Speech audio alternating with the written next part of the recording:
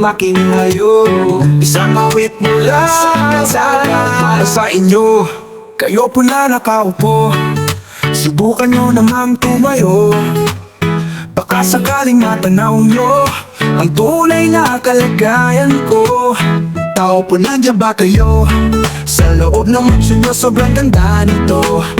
Mataas ang pader, may mga bantay sa garahe, puro mamahaling sasakyan naka-display. Laging may handa kahit di Pasko, habang kami dito kanin sinasabaw. Habang kayo hamon ang ulam sa plato, dapat nyo ring makita ang nasa baba nyo. Oh, kayo po na nakaupo, subukan nyo namang tumayo.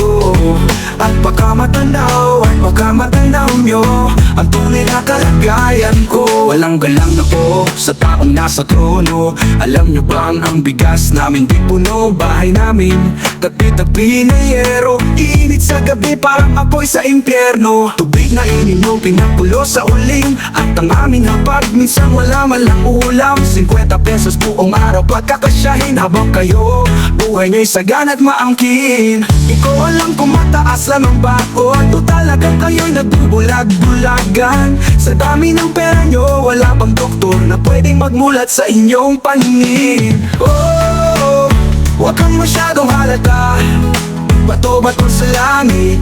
Ang matamaan ay huwag magaling. Oh, huwag kang masyadong halata, bato-bato sa langit. Ang matamaan ay sana magising.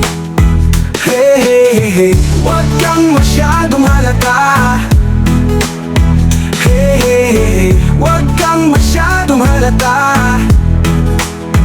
Hey, hey, hey. Sana'y makita mo na ang tunay na buhay sa labas ng bakuran mo.